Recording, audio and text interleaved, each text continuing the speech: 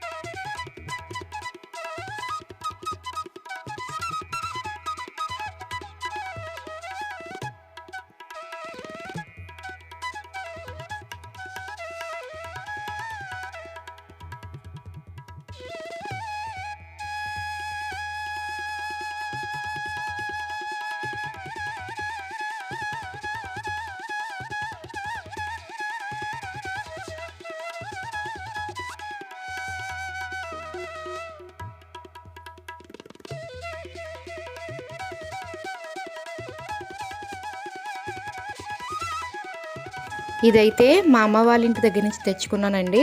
ఇది చేపల కర్రీ వండడానికి కానీ ఇలా బిర్యానీ చేయడానికి కానీ చాలా వీలుగా ఉంటుంది. ఎందుకంటే ఇది వెడల్పుగా ఉంటుంది కదా, ఇంకా కలపడానికి కూడా బాగుంటుంది.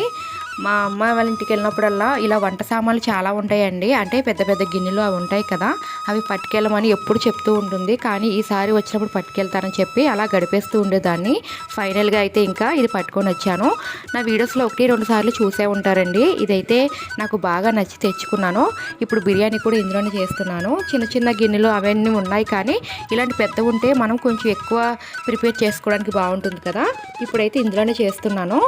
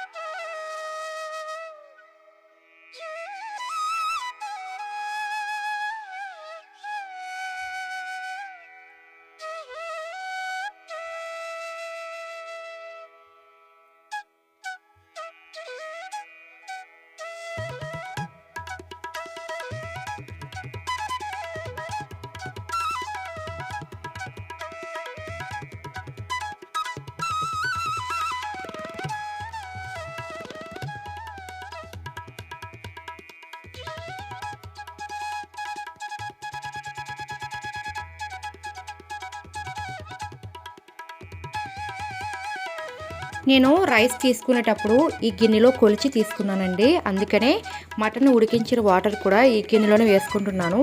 మరి ఈ వాటర్ వేస్ట్ చేయకుండా బిర్యానీలో వేసుకుంటే బాగుంటుంది కదా అని ఇంకా ఈ గిన్నెలో కొలుచుకున్నాను కాబట్టి వాటర్ కూడా ఇందులోనే వేసేసుకుంటున్నాను.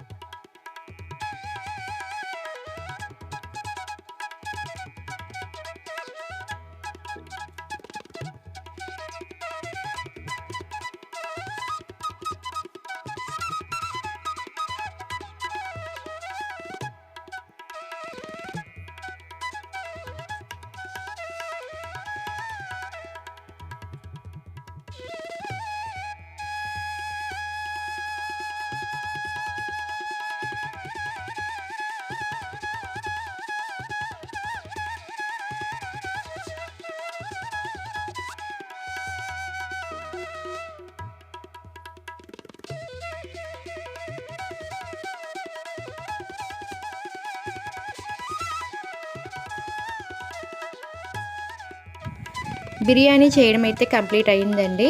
ఇంకా లంచ్ టైం కూడా అయ్యింది. పిల్లలకి పెట్టి ఇంకా మేము కూడా తినేస్తున్నాము. బిర్యానీ టేస్ట్ అయితే చాలా బాగా వచ్చిందండి. చాలా బాగుందంట. మా పిల్లలకు కూడా చాలా నచ్చింది అని చెప్పారు.